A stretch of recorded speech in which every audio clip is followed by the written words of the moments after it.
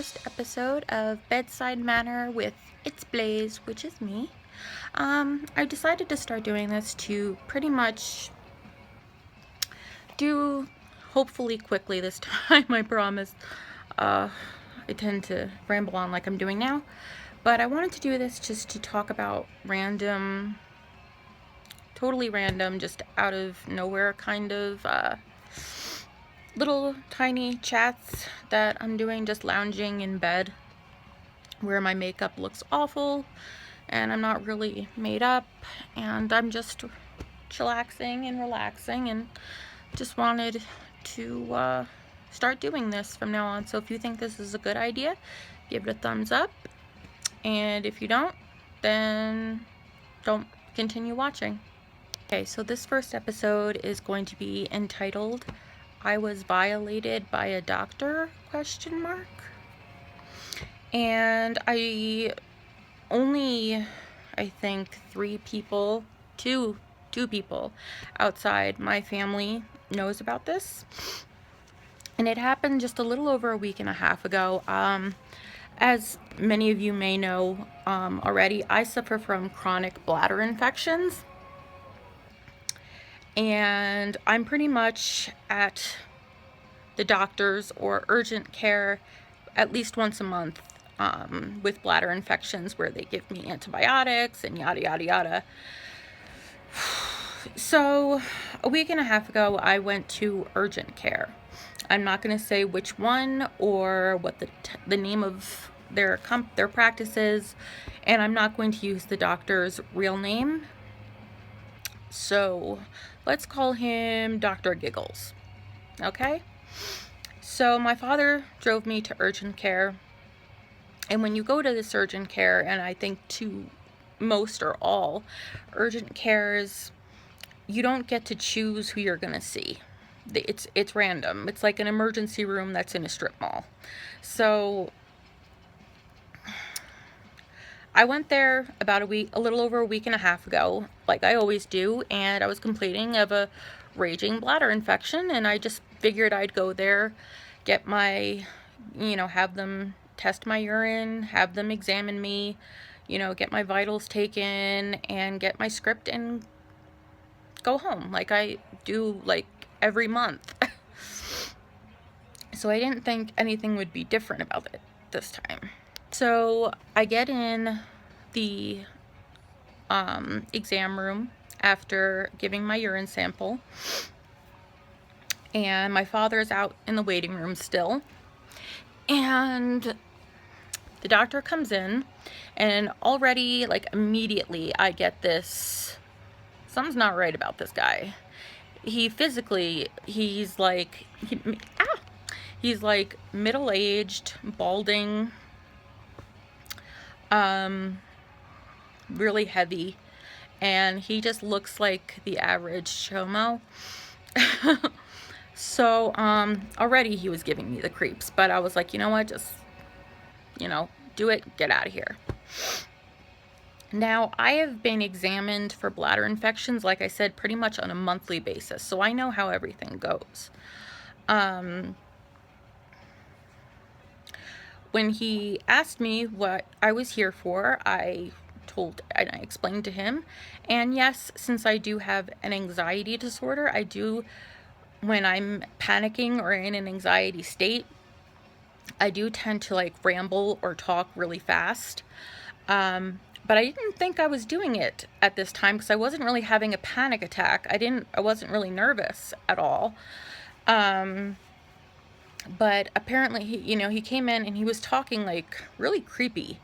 Just the way he spoke was really creepy. And and when I say, when I talk in his voice, just imagine it like the creepiest sounding voice you can think of. He goes, wait, sweetheart, sweetie, slow down. And like, he's like, why are you so jumpy? Why are you so anxious? He's like, what's wrong? I'm here. I'm going to take care of you. I'm here to make you feel good. And he takes the chair and he crawls like over to me and starts rubbing my shoulders and my arms back and forth in this really creepy way. And he's like, I'm going to take good care of you. I'm going to make you feel better.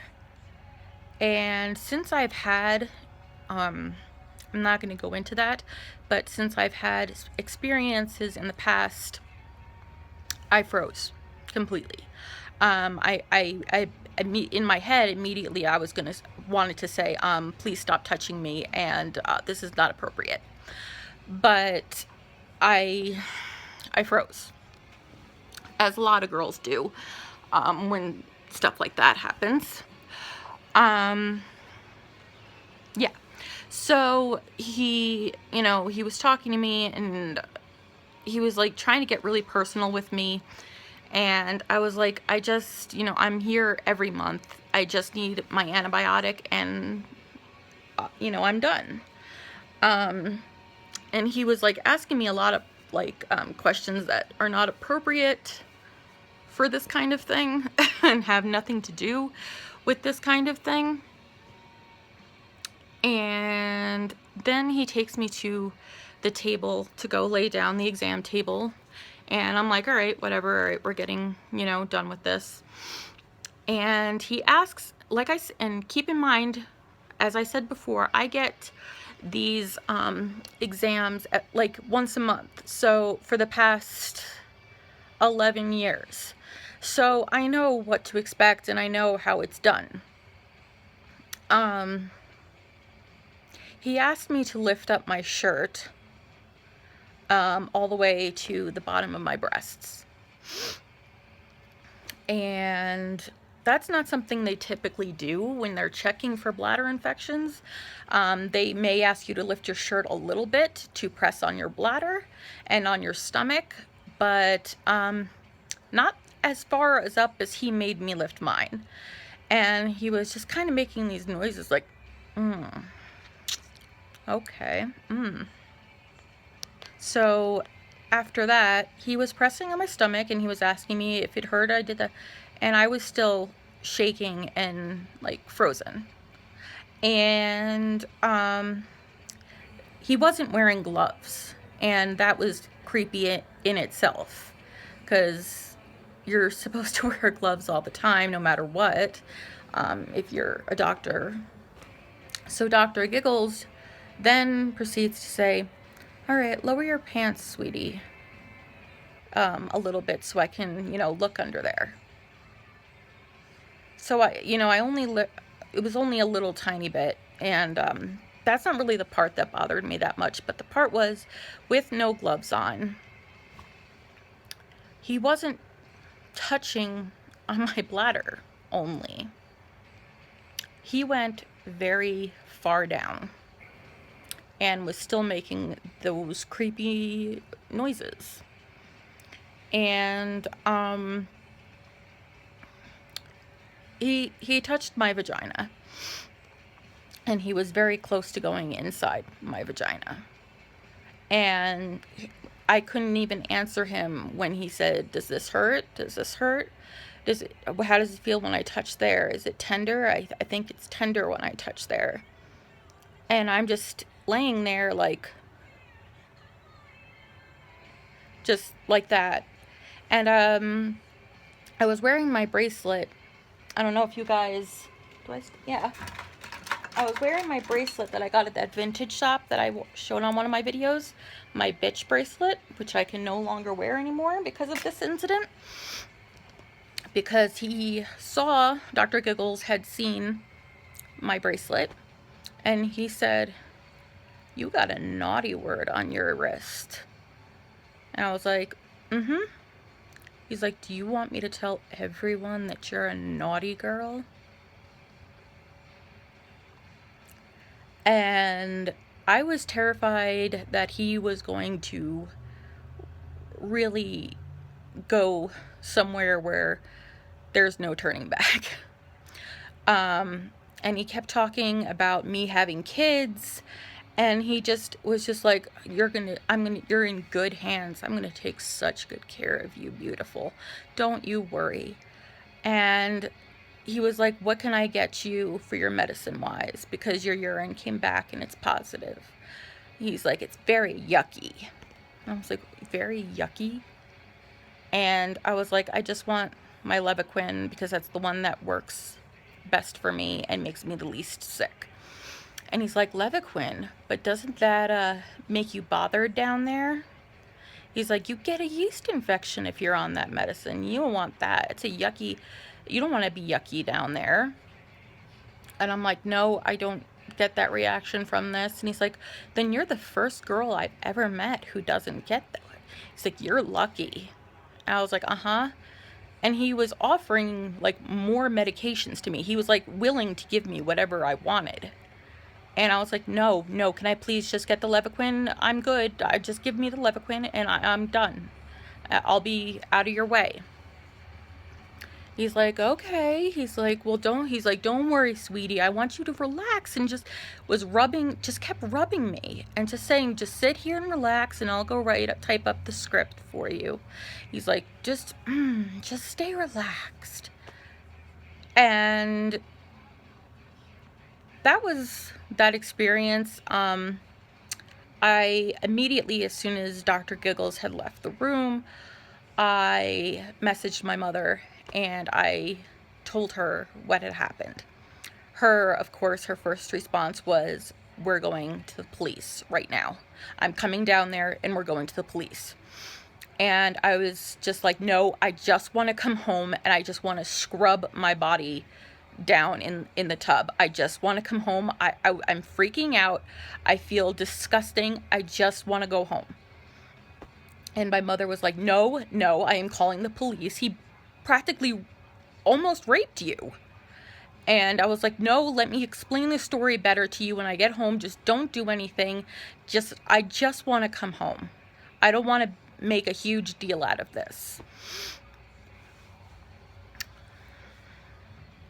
So I get home and I tell my mom everything that I just told you. And I was crying hysterically and shaking, and I felt sick. I felt like I was gonna puke. I felt disgusting, and I felt violated. And even though it could have been a lot worse, a lot worse has happened to me in that kind of way.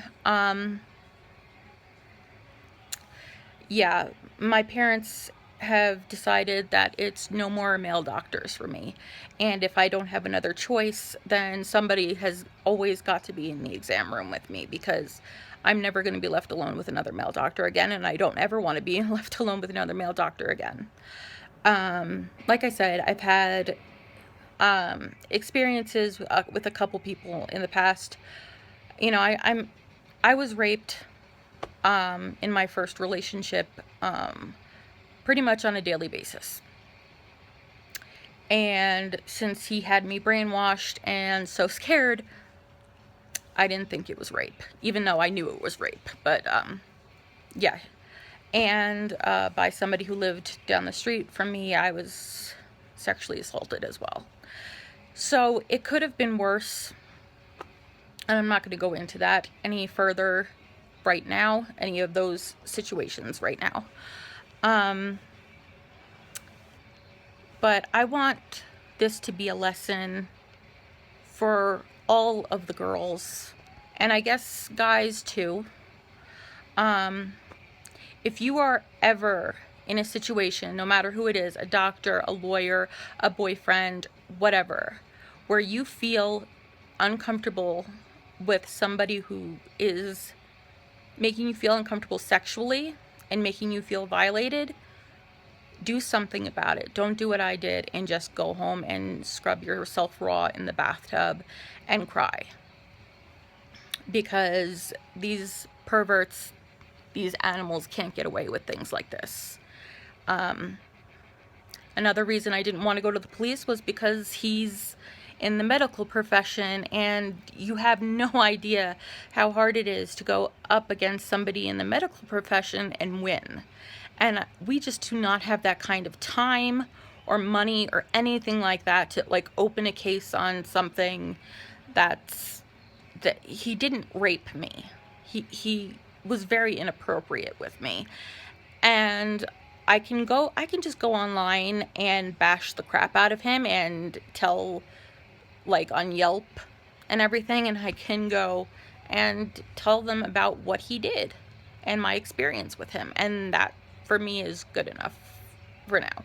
In closing, if anybody has ever made you feel like that or ever has done anything like that, you know, I didn't tell anybody when I was raped constantly by my first boyfriend, because his, let's call him Jack. Jack had told me on a daily basis, when I told him, since I have conditions, I have interstitial cystitis, also known as painful bladder syndrome. So sex at that time was very, very, very painful for me. And I would constantly tell him, stop, you're hurting me. I'm not going to go into all of that detail, but he basically told me on a daily basis, when I say, you're like raping me because this hurts really bad and I'm telling you to stop and you're not stopping. And he said, you can't rape somebody you're in a relationship with. I'm your boyfriend. I can't rape you if I'm your boyfriend. And of course, obviously that's not true. But he scared the living hell out of me, and I dated him for a little over 2 years, and I didn't tell anybody about it until I met my first love, Corey, and he gave me the strength to finally get out of that relationship, because it was toxic in every way possible, abusive in every way possible. So girls, even if you are in a relationship with somebody and they're doing something similar to that, don't be stupid like I was and just say, all right, whatever, and lay back and take it, because, you know, you got to wait for them to finish so they'll be happy and satisfied. Do not do what I did and just let it happen and not tell anybody about it before it's too late. Go to the police, go to somebody, and let them know that this is happening. It's very difficult and hard to describe what it's like to be sexually assaulted or raped or anything like that. And you got to be brave, and you got to tell somebody, and you got to make sure that these people pay for it. Nobody should be sexually assaulted, not a girl, not a boy, nobody. And so, like, this was my first bedside manner chat with it's Blaize, and this was just, like I said, a random topic that was just on my mind. I was laying in bed and it was just on my mind. So I'm always taking requests, and don't forget to hit the subscribe button down below. It's over on that side. I don't know if this is going to be mirrored backwards, but whichever side it's on, you know where the subscribe button is. Questions or comments, leave them in the comments. If you've ever had an experience that you just want to vent to or talk about, leave them in the comments, or you can talk to me on my Instagram. It's .blazed. I will leave my name down below in the description box. So until next time, stay wicked, stay beautiful, and stay strong. Bye, lovey dollies, my blazers.